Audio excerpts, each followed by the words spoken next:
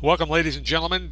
Joe Crowder here, Yuba College History Department. I'm going to be talking about life after margin. We're going to be kind of exploring the causes of the Great Depression and maybe a little bit about the Great Depression itself. Interesting title, eh? Let's see what it's about. First off, here's some of the causes to the Great Depression, some of the reasons why historians are looking at the stock market crash of 1929 and the subsequent policies that followed thereafter. Some of what happened: overproduction, maybe. There definitely was, with Henry Ford and the factory system, the ability of Americans to produce so many consumer goods. The fact of the matter is that we needed the overseas economies to also be able to purchase some of the goods that the United States was producing. Unfortunately, Europe was still a disaster after the First World War, and its economy was still sort of in a shambles, especially Germany. So there was no real consensus or market for American goods in Europe other than to rebuild infrastructure. The markets overseas across the Pacific in Japan was pretty much closed to the United States. Japan had interest in China, which kept us from opening the door in China. So there wasn't much direction that way for us to go. The governments in Central and South America were also had huge tariffs placed on American goods as they themselves were trying to establish their own footing after the First World War. So overproduction, maybe. Securities credit, and by that we mean margin. And that's a maybe too. It's one of the contributing causes. None of these, any singular one of these, is going to cause the Great Depression all on its own. However, it's sort of like a perfect storm. They're all kind of piling up on top of one another. And what happened with a company called Soul Securities, that had something to do with it as well. And the banking system certainly had something to do with it. Maybe. All of these had to join forces to create what we call the Great Depression. I'm going to take a look at just one of them. So here is the idea of leverage, and I kind of want to spend a little bit of time explaining how leverage works, particularly on Wall Street and the stock market. So let's say you want to buy stock. You want to buy 100 shares of a company that you've been following, you're excited about, you think it's great, and you notice that let's say in January the shares of the company were $35. So you're going to follow it for a little while because you really want to buy, but you're not sure you can afford 100 shares at $35 because you got to put 2 zeros after that 35, and you're not quite sure you have $3,500. So you're going to wait. You're going to wait to see what happens to these shares of stock. Okay, so mythical company here. We'll call it Mythical Incorporated. So unfortunately, in February, you watch the whole month goes by. It's February 28th, and the shares of Mythical Incorporated are now $40. They're going up. They're not going down. You're going to wait a little bit more, and by the end of March, it's $50. Uh-oh. Then you get busy, you got kids, Easter's on its way, ho ho ho, all that stuff. $75 in April. You're, oh my goodness, what? And then all of a sudden it's now June. What are you going to do? You're supposed to buy low and then sell high. But then there's this idea that you get on the gravy train, right? You're going to ride the gravy train for as long as you can. Okay, so I call my broker, and my broker says, sure, you can buy that stock, but today it costs $102 per share. You're going nuts. Okay, I'm going to do it. I want to buy it, but that's $10,200. See, I got a problem, Mr. Broker. I only have $1,000. I've been waiting for the stock to drop, and it hasn't. It's just skyrocketed. He said, well, that's because it's Mythical Incorporated. What, are you deaf? You should have bought it when it was 35. Sorry, man. So, all right, you only have 1,000. Your broker says, that's fine. You know what? You can buy on margin. What? Yes, you can buy on margin. You can borrow money from my brokerage firm. We'll lend you the rest, and then you can go ahead and buy that stock. I can do that. Yes, because it's during the boom times, there is a tendency in the American economy to something that we call loose credit or easy credit. Well, credit is loosened. Money is being tossed about, lent. People are borrowing, and then they're going to use this leverage. So, well, wait, we're going to see how this works even more. So, you have your $1,000. So, with just $1,000,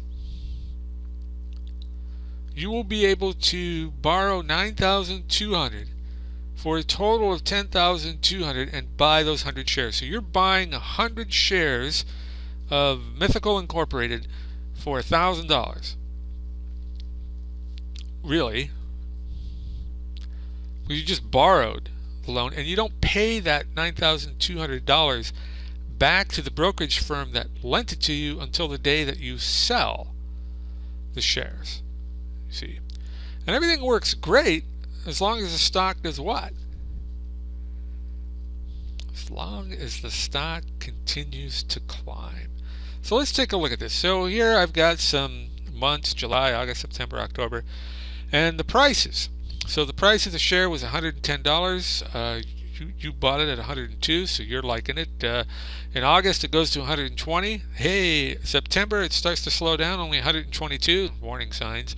October, the stock plummets 90%, loses 90% of its value, all the way down to 13. So your holdings during this period of time, in July, you held in share value $11,000. In August, $12,000. In September, by the end of September, you had $12,200 in share holdings. But because the market crashed and the stock lost 90% of its value, your holdings are now only valued at $1,300. Now you still have the debt. You still owe the brokerage firm $9,200. See. So the real value of what you have, or the asset value, the true asset value, is in July you had $1,800. In August your true value was $2,800. By September you were doing pretty good, $3,000. You should have sold. But you didn't. You got greedy, and it cost you. You are now in the hole, $7,900. Chances are the brokerage firm is going to give you a call. They're going to tell you, we're going to sell that stock. You owe us $7,900. Now this is just one person. So imagine if we magnified this, just a little bit. So let's take a look at this Time magazine cover. I love Time magazine. They've got great covers. You ever wondered how you would get your face on the cover of Time magazine? I mean, for real, not one of those fake booths. But really, what would Time magazine want you for? To put you on the cover. So who is this guy? This guy's name is Samuel Insull. And this is November of 1926. Now, Mr. Insull is on the cover of Time magazine. What is Mr. Insull doing on this cover? So let's investigate this with the question, who is Samuel Insull? Well, if we check into it, he was a big mogul of electricity when electricity first came out in the late 19th century. He was a big investor in it. He was Edison's right-hand man a little bit during part of it. He made a move to become the vice president of General Electric. He was one of the founding members of GE. He goes on to create Westinghouse and other major electric companies throughout the Midwest, especially in the Chicago area. But, ladies and gentlemen, This is not why Samuel Insull is on the cover of Time magazine in 1926. No. Oh, he's a millionaire by now. But this is not why he's on the cover. You know, one of the things that Sam Insull did, by the way, he's British born, moved to America, became extremely wealthy, goes back to Britain on a holiday and notices that all the lights are on. Whereas if he goes back to America, people are shutting off their lights and none of the lights are on. Couldn't figure out what was going on. He, lo and behold, discovers that there are these meters. These meters are on the fly in what we call Britain, and with these meters flying, people can, decide to leave the lights on or turn them off. And that there was a stream of demand. So he brings back the modern electric meter system. So if you want to yell at someone, that it would be this guy, Sam. Okay. He also created something called, or economically called, the natural monopoly. What a natural monopoly is when you create a corporation where the cost of barriers are so extremely high that you have no choice but to ask the legislature in your state to allow you a monopoly. So the state legislature, he was able to convince state legislators in the state of Illinois, and Indiana, by the way, and Wisconsin, that I'm creating something that you all want and you all need, but the infrastructure cost of putting it in place is such an enormous amount of money that you should allow me to be the only sole provider of this. It's just natural. It's a natural thing to want my money back. And you think about it, electricity is very costly. You got to put in poles, you got to string the wire, you got to bury some of the lines. So Sam Insull is the one that you would blame if you were wondering why AT&T is a monopoly, or you only have limited choices as to who you pay your electric bill to. Again, that comes from Sam Insull. But no! Ladies and gentlemen, he is not on the cover of Time magazine for being the guy who crafted the thing called natural monopoly and convincing all state senators and federal agencies as well that this is a good thing. He's not on the magazine for that. He's not on the magazine for creating GE. He's not on the magazine for creating the modern meter reader system. No, it's not what he's there for. He's also big into radio. He's one of the first people to create a radio station in Chicago, KYW, 1600 AM. Actually, it moved. It's now in Philadelphia, but it's interesting. But he also owned WENR and WCBN. And if you know anything about the Great Plains, if you have a 50,000 or 75,000 watt AM radio station in the Great Plains like Chicago, you can have your signal heard all the way down in Texas at night. He is making loads of money off of radio at this time. There's no television yet, no internet. People got entertaining by the radio. So anyway, he's that. But no, this is not why he is on the magazine cover of Time in the year 1926. He is on the magazine because he is a lot like the modern day Warren Buffett is today. Warren Buffett is famous for a company called Berkshire Hathaway. You too can buy stock in Berkshire Hathaway. BRK is the stock symbol, and there's A stock or B stock you can purchase. By the way, one share of Berkshire Hathaway costs about $135,000. So that's just one share. What is Berkshire Hathaway? It is what we call a holding company. Now, I really want you to follow this here, because Berkshire Hathaway doesn't make anything. It doesn't craft anything. It doesn't manufacture anything. All Berkshire Hathaway does is buy other companies' shares. So when you buy shares in Berkshire Hathaway, you're buying a company that owns other companies. It doesn't do anything except hold a bunch of shares together. Warren Buffett is the guru who created Berkshire Hathaway years ago and became a millionaire basically by taking other people's money. That's what you do when you buy a share. You give a company money. So you crafted a company. Warren Buffett crafted Berkshire Hathaway out of nothing. I'm going to make Berkshire Hathaway. What's your company about? We buy shares in other companies. Then they go out, and the money that you gave them, they go out and they buy shares of stock. Now, if the shares of stock goes up, Berkshire Hathaway shares will rise accordingly. The great thing about Berkshire Hathaway is he's outperformed the Dow Industrials, NASDAQ, and any other market barometer that you want to take. He's usually, even in down economies, beaten it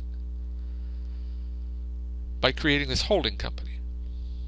Well, this is the same thing Samuel Insull did to an extent. So, hey, there's Warren, one of the richest men in America. You give him your money, well, one share, $135,000. He'll invest it, and he'll let you know.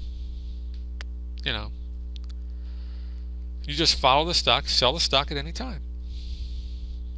By the way, yesterday, if you owned your one share of Berkshire Hathaway, the company stock went up yesterday $750 in one day. Not two shabs. So if you bought it at the beginning of the day and you sold it at the end of the day, you did absolutely nothing, but you still made $750. Congratulations. That's how this works, sort of. Holding companies. Now, the interesting thing is Sam Insull was the master at creating holding companies. I mean, he didn't invent it, but he kind of perfected it, or should I say, he kind of leveraged it into being. And you could buy shares in the 1920s in a company called Soul Securities. You knew that Sam Insull was the guy in charge. You kept watching the stock go up, so you wanted a board, and you put your money into Insull Securities, or maybe you called your broker and said, can I borrow? And when the stock goes up, I'll sell it, and then you get your money back and I get mine, which is leverage. So let's talk about leverage again. Sam Insull owned several companies on his own, and I'm just going to go through just the tip of the iceberg here. There's so much more that he owned. Federal Signal Corporation. He leveraged to purchase these companies. He owned shares in these companies. He didn't create the companies. He wasn't a majority owner in any of these companies. He just owned shares in this company. So Federal Signal Corporation, Commonwealth Edison, People Gas, Northern Indiana Public Service Company, the Electric Interurban Streetcar, the Chicago Rapid Transit Company. He also owned Chicago North Shore and Milwaukee Railroad. That's going from Chicago north along the Great Lakes to Milwaukee, Wisconsin. The Chicago Aurora and Elgin Railroad. That's leaving Chicago, heading straight west to the town of Elgin. Chicago South Shore and South Bend Railroad. This goes from Chicago south into Indiana. So he had Chicago covered with rails. He owned so much of this stock. He owned numerous radio corporations. He owned numerous electric corporations. And I'm telling you, as sure as you're listening to this, that he leveraged all of it. Sam Insull only put maybe down 10 or 15%. He borrowed the rest. And what's interesting, if you take a look at the Dow and what it did during the 1920s, you can see that at the beginning of the decade, the Dow Jones Industrial Average was just a little over 100. By the third quarter of 1929, the Dow is trading more than 3.5 times your original investment. So in other words, if you gave $10,000 in 1920, it's now worth over $36,000, $37,000, $38,000. And you did nothing except just put money in there and left it alone. You didn't do anything. You didn't work. You just invested. And the stock market did the rest for you. The 1920s was a time of immense trade, immense loose credit. So here, this red line represents the date that Time magazine came out with Insull, Mr. Sam Insull, on the cover. And so if you look from 1920 to just before November 1926, you can see that, I might have made 50%, right? It's really on the right side of that red line where the market goes nuts. And the reason the market goes nuts is because Sam Insull recognized that the 1920s was the decade of easy credit. It was the decade of leverage. This is the magic of Sam Insull and his insight and his company, Soul Securities, which is the reason why Time magazine put him on the cover. Just as you saw Warren Buffett on the cover. See, Time magazine likes the type of people who create companies that don't do anything. Amazing. They really don't make anything. It's just nothing. Anyway, so Warren Buffett is a possessor of a holding company. He learned maybe from Sam Insull? No, because Sam Insull, he might have learned what not to do with Sam Insull, I guess is what I should be saying. Let's talk about bank holdings for a second, because this is where it's all going to come in. A bank, by the way, has a vault. Most of you know this. No mystery. And inside the bank vault at any given time, they are supposed to hold whatever their book value is worth, 10% of it in the vault, that particular bank. So even if you are let's say you bank at Chase or Bank of America, your Bank of America branch has to have 10% of the holdings of whatever is out there in the community that Bank of America has loaned. So if Bank of America has loaned business to businesses to do whatever businesses do in our region, they're going to have some collateral worth for it. The mortgage values, whatever the mortgage value is on the property that someone has. You're not going to lend money as a bank to someone who will not back it up with some sort of collateral. And the same with a consumer loan. If you don't pay the mortgage on your house, the bank will take it and sell it. But what I'm getting back to is that little red dot in the center. The bank has to have 10% of whatever that community or whatever money is lent out to that community in that area, I should say. So, in the middle of Marysville, California, it ain't much. Especially when you compare it to maybe, Walnut Creek, California. Or somewhere in Marin County, right? Or Los Angeles. Or New York City.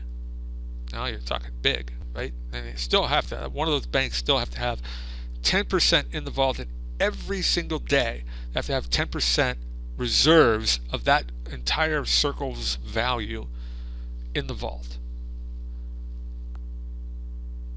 But What makes up the 10% required by law? And why is it 10%? I know you're thinking that. Well, it's 10% because the calculations have been run through since Dutch and Italian bankings have proved this, and Dutch and Italian banks have been around for 500-600 years, that you only need 10% of all of this collateral out there to run your daily operations, to keep the cash flow positive. You fall below 7 or 6%, you're in trouble. So 10% was a pretty safe number. So the United States came up with this law that banks had to have reserves, and the reserves had to be above that 6 to 7% cash flow threshold, and 10% seemed like a good roundup number. And that law was passed by the federal government in the year 1907, where there was a huge run on Wall Street in 1907, the panic of 1907. So the federal government, in response to the panic of 1907, created laws where banks had to have this money in their reserves so that they could weather the storm of any bank runs. Now, Insull Securities became a favorite, though, because what you're thinking is, all right, 10% of all that in cash. No. What the law said is you had to have 10% in reserves, but they did not define what that 10% was. So if you were a bank that had $100 million out in the community, then in the vault you had to have $10 million. But it didn't have to be in dollars. It could be in the form of bonds. The bank could purchase bonds. The bank could purchase municipal bonds or federal bonds or treasury bonds. Or the bank could buy shares of stock and put that in the vault. And that's what a lot of banks started doing during the 1920s, because the stock market was going completely bizarre, and you saw the chart. It was going crazy. And so a bank wanted to make money, so they used some of the reserves and they bought shares of Soul Securities. Became one of the favorite holdings of banks, particularly in Chicago and the Midwest, but also Wall Street and New York and Boston, a little bit in the South, a little bit in the far West like California, but particularly in the Midwest and the Northeast establishment. And one of the reasons for that is that Sam Insull owned radio stations in Chicago, when at night you could hear him all the way down in Texas. And so he had these ads about Insull Securities, and they would run. And they're not 30-second ads like they're today, or 15-second ads. These are ads that go on for 15 minutes, or an advertisement that would last for half an hour. These ads were radio shows in themselves, and he would hire Chicago University economists to come on and talk about Insull Securities and how Insull Securities is doing a great job, and how it was economically sound to do what Insull Securities was doing.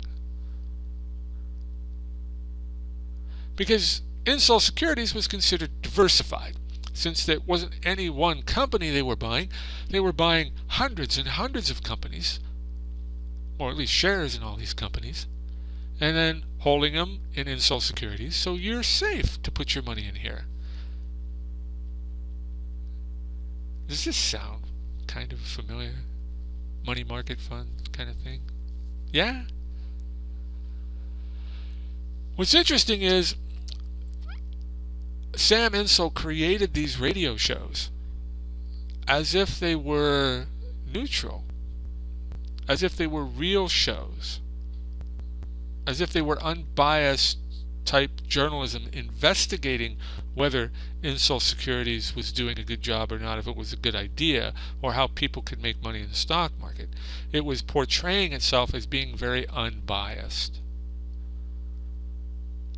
and it would hire these university economists from Chicago University to make these statements, and people all throughout the Midwest was listening to these things at night, and they would go, I might go buy a few shares of Insull Securities, and especially banks in the Midwest, because they were considered diversified and safe, and the banks would get together with a board of directors, and the board of directors would vote to buy shares of Insull Securities because it was considered safe. The radio said so. Well, the market is going to lose 90% of its value. Right? So what happens to that 10% if nearly all your 10% is Insull Securities shares? Banks begin to fold, and at first in the Midwest and New York, these banks have something in common. They own a huge chunk of Insull Securities. There's some banks that only own 10% or maybe 30% of their reserves are in Insull Securities, but they struggle. They struggle because once the crash occurs, credit tightens. Gee, that sounds familiar too. History always repeats itself. It's interesting is there's an article by or an essay by James Burke, The Origins of Federal Securities Regulation. It gives a nod to a progressive Republican. They did exist. Really, they were once there. Progressive Republican senator from South Dakota, Peter Norbeck, will hire this guy. He's a born Sicilian, Italian American. Remember those? From last week. Come on. He's not Sacco. He's not Vanzetti. His name is Pescara. And Pescara will become the chief counsel to the United States Senate's Committee on Banking and Currency in January of 1993. His name is Ferdinand Pescara, and he creates the Pescara Commission that investigates the cause of the Great Depression. And he comes up with some interesting things. So let's take a look at that. First, we'll go back to Sam Insull. He's the one, Ferdinand Pescara, he's the one that discovers what Insull had done. Because once the stock market crashes, Insull Securities, it's not just a few banks. It's hundreds, it's thousands of banks own Insull Securities. It's not just a few hundred mom and pops that own a few hundred shares. It's millions of people own shares in Insull Securities. And when Insull Securities is buying things on margin and the stock market has a ripple, Insull Securities feels it immediately. The value of Insull Securities becomes worthless virtually overnight. And all of this was somewhat suspect. We have laws now that sort of, used to prevent this sort of thing from happening. More about that a little bit later. The thing about Insull is he never served time for any of the fraud that he had committed. He created these fake commercials. He was a salesman first and an investment manager second. So his job, as he saw it, was to sell as much Insull Securities stock as possible, bring that cash in, and then purchase shares of stock. But remember, he's not purchasing the 100% value. He's purchasing and borrowing at the same time. He might be purchasing only 10 or 20% of the stock, but he's taking in 80% more of that stock because he's borrowing money. When that stock collapses, he's got to pay that money back, but he doesn't have it. See? And so millions of people, thousands of banks are caught up in this one guy. And he did it. As a salesman, he made some very fraudulent claims. At least the Pescara Commission discovered this. However, Insull never did serve time. He did leave the country, went to France. He was almost caught. He fled to Greece. In Greece, he was finally arrested, brought back to the country, where he was acquitted. Never went to jail. There is an article that the article that I referenced before claims that in the history of the 20th century, so this doesn't count the 21st century, but the history of the 21st century, white-collar crime, only 41% of people brought on charges in white-collar crime are ever convicted. That means 59% of the people get out of it. And when we talk about white-collar crime, we're not talking robbing a 7-Eleven and taking $20 and some gum, right? We're talking about millions of dollars. What Insull did was bilk people over millions of dollars, created this fraudulent Ponzi scheme to which he kept borrowing against, and it was a house of cards. He fled again a second time, went back to France, where he died in 1938. It's just interesting. I find it fitting that he died with $1,000 in cash, but he was in debt $14 million. I chuckle, but that's what he did. That's who he was.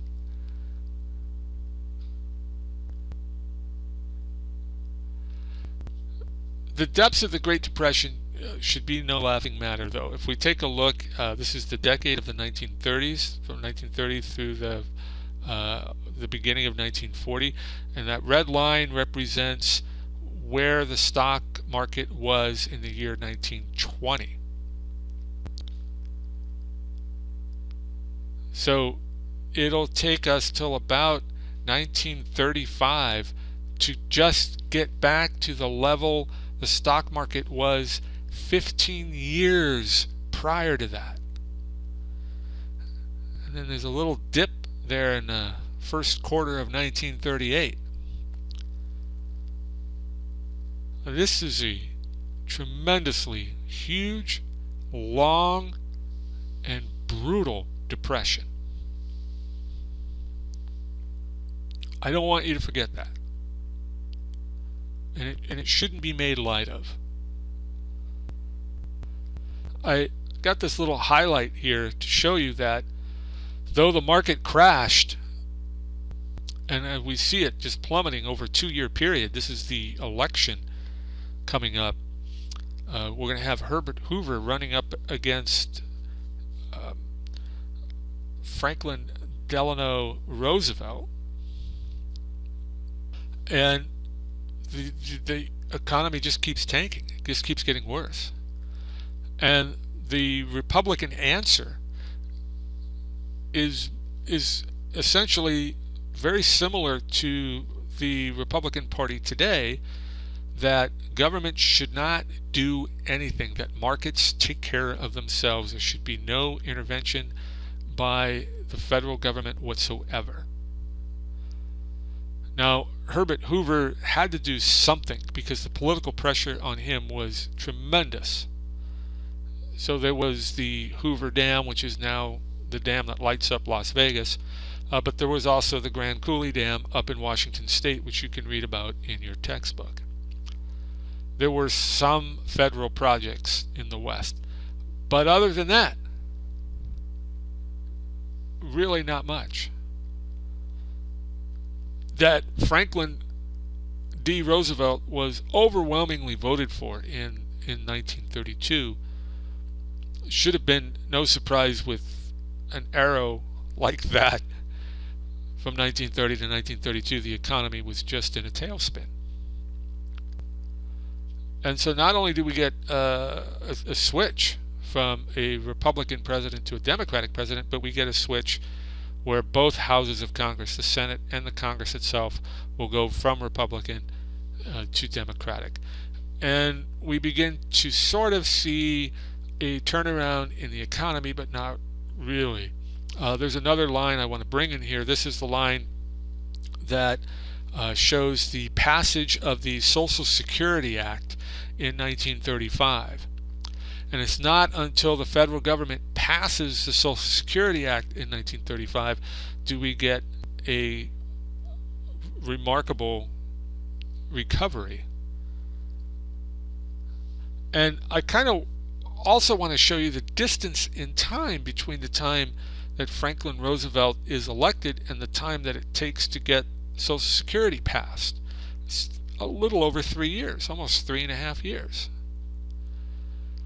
Why did it take so long to get Social Security passed with both a Democratic House and a Democratic president? Because there still was a tremendous push against the idea that government owned anything, but matters and unemployment just kept getting worse. Not only that, but people were starting to tune in to ideas like Charles Coughlin, who were attacking Wall Street, attacking bankers, and attacking the capitalistic system. Huey Long down in New Orleans, who was riding the populist tide and saying that socialism was better than capitalism. So you had a very worried Franklin Delano Roosevelt, actually, and he had to twist some arms to get the Social Security Act passed in 1935. But the people were demanding that something be done. And so I want to talk about one of these ideas that were out there, and it's called the Townsend Plan. So when you went to the movie theater in 1935, or I think this one comes from 1936, actually, very early in 1936,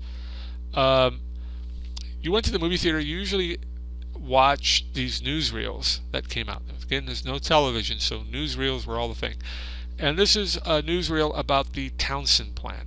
And I want you to note the references to three things: Father Charles Coughlin, Governor Huey Long down in New Orleans, and then also the bonus march, which happened in 1934. So let's take a look. The March of Time.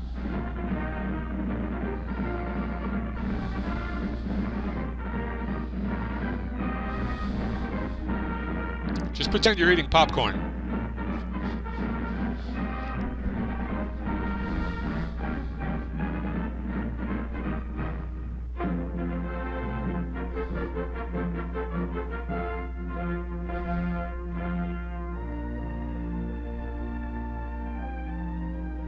In San Francisco, the local chapter of an amazing American movement holds its weekly meeting.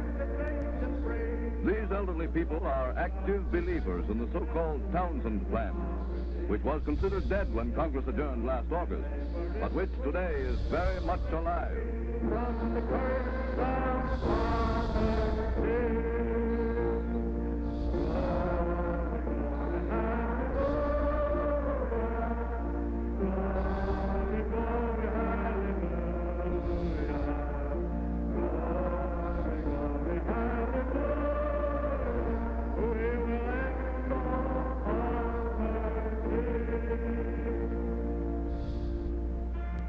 Word has just come to us from the state of Michigan that in a congressional election there, the candidate endorsed by Dr. Townsend and pledged to the Townsend Plan won out in the Republican primary.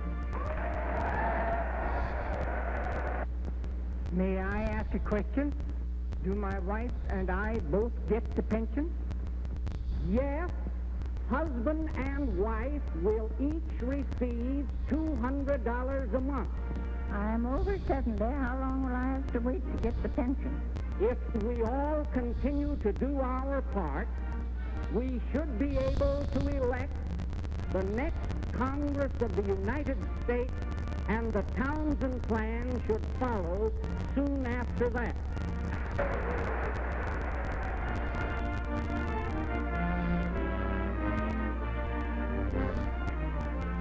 Francis Everett Townsend, a country doctor long experienced in human suffering, sat up nights trying to find a simple cure for the nation's economic depression. At last, conceiving a formula, he took it to his shrewd friend, Earl Clements. Well, Earl, now that you've thought it over and studied my figures, what do you think? Doctor, I've searched the library and have proven the plan economically sound. It's a great idea, and we can put it over. We'll call it the Townsend Plan. What do you say? Fine. For 2 years, the Townsend Plan is obscured by other schemes to save the nation. Upton Sinclair and his epic plan are driven from public life by the voters of California.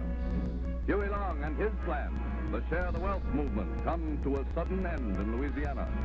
The radio priest, Father Charles Edward Coughlin, passes his peace. The country's war veterans, urging cash payment of their $2 billion bonus as a recovery measure, are twice rebuffed in 2 years for the sake of national economy.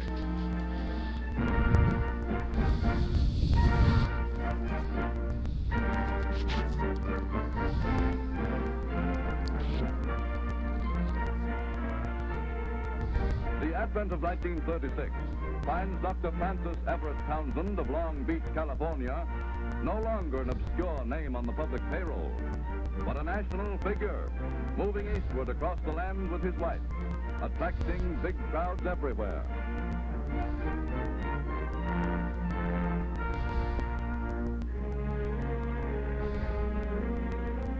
In Washington, newly established Townsend headquarters are an anthill of activity. Out go letters, literature,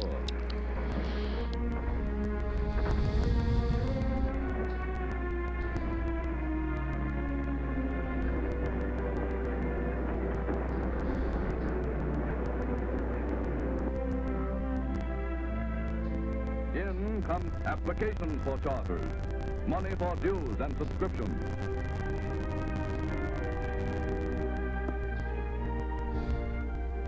Townsend clubs spring up in thousands of American communities as eager oldsters sign up to help save their country and to obtain steady incomes for themselves.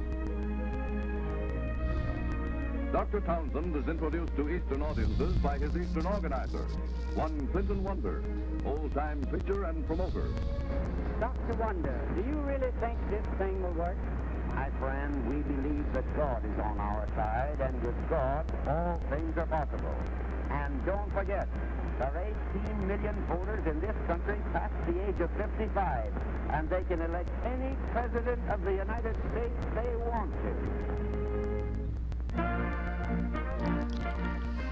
Organizer Wonder's boast does not seem idle, as pennies, nickels, dimes, quarters tinkle into the campaign coffers at Dr. Townsend's meeting.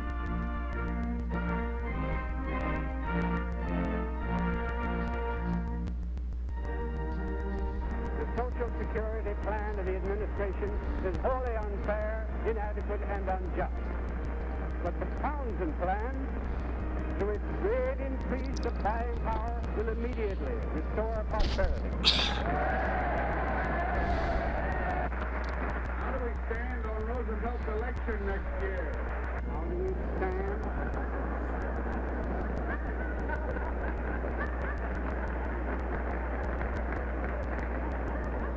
I'll tell you how I stand. I'm going to lie down on it.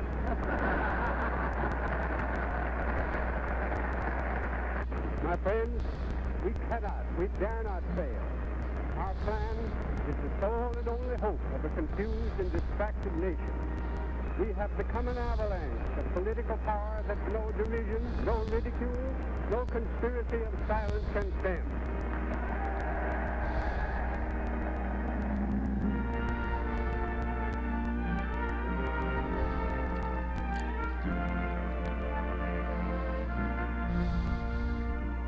When will these good people, millions like them, realize that they're being duped? The idea of involving one-half the national income annually in a pension scheme is wild. Time marches on.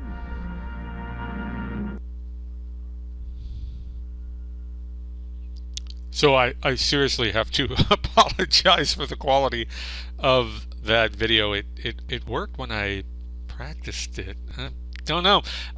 So yeah, wild, right? Every person over the age of 60, whether you worked or not, any time in your life, was going to get $200. And as someone pointed out, there were 18 million people over the age of 60 in the United States at this time.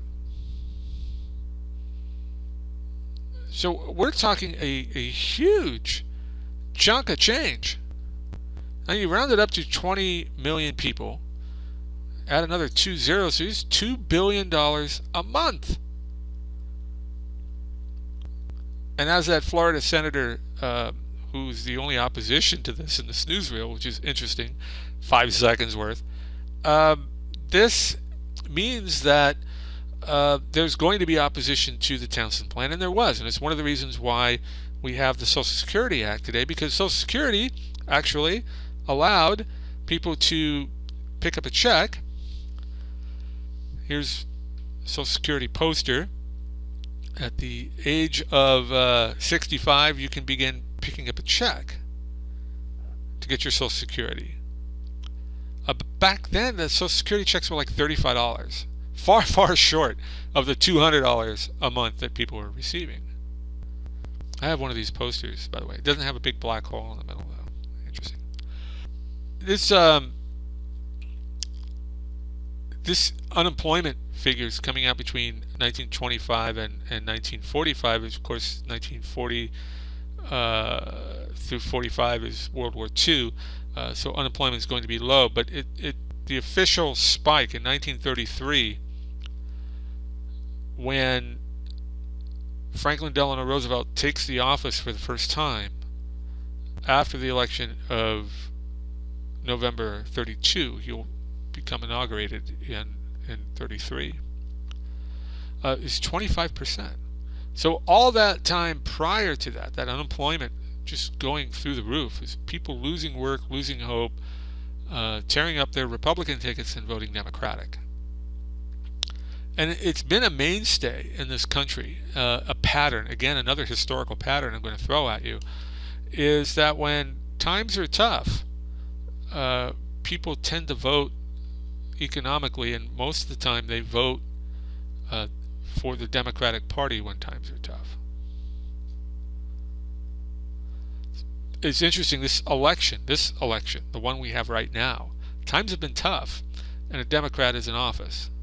So it'll be interesting to see whether or not President Barack Obama will keep his job.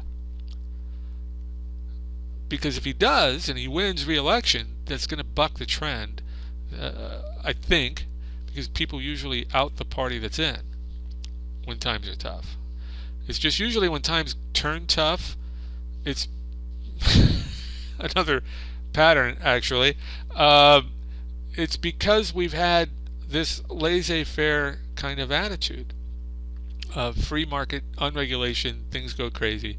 That's the Republican period of prosperity rising, and then things crash. The Democrats come into the party and will try to kind of fix it economically.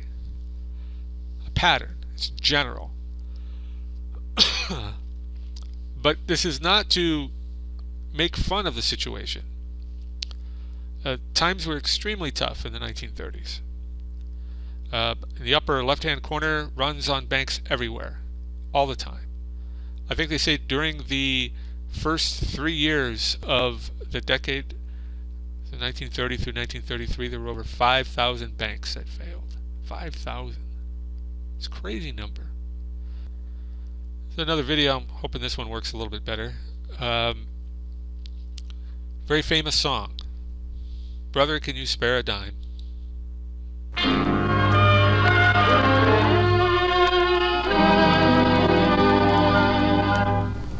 They used to tell me I was building a dream, and so I followed the mob. When there was earth to plow or guns to bear, I was always there, right on the job. They used to tell me I was building a dream, with peace and glory ahead. Why should I be standing in line? just waiting for bread. Once I built a railroad, made it run, made it race against time. Once I built a railroad, now it's done. Brother, can you spare a dime?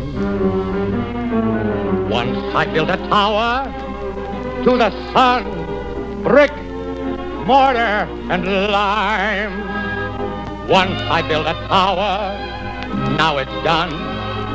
Brother, can you spare a dime?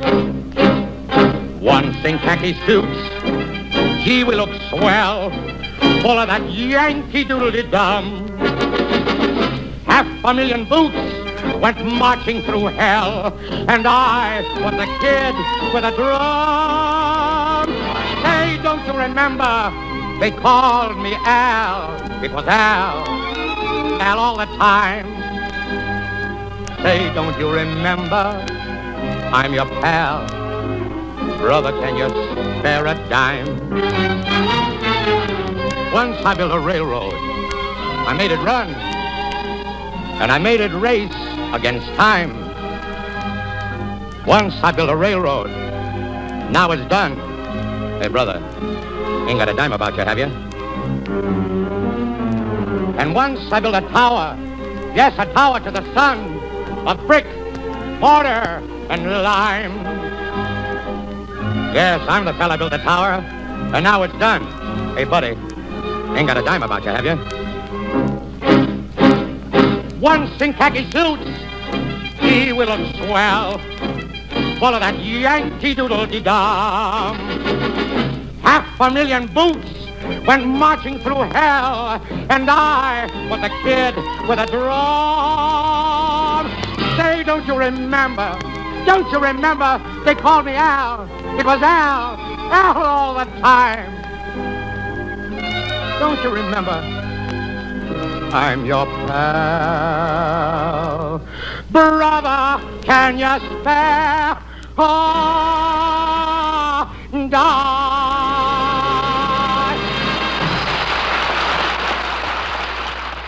The late great Al Jolson, Brother, Can You Spare a Dime? Written in 1931, it became the theme song for the decade. One of the last things I want to leave you with is Batman. Batman was created in the depths of the Great Depression during the 1930s. Yes, Batman and Robin. But it was just Batman back then, the first Batman cartoon. Comic book, coming out in 1936, I believe. What is Batman's job? What is Batman's real name? Bruce Wayne. What does Bruce Wayne do for a living? Bruce Wayne Enterprises? That's correct. And Bruce Wayne Enterprises does what? Appear on the cover of Time magazine? Wrong!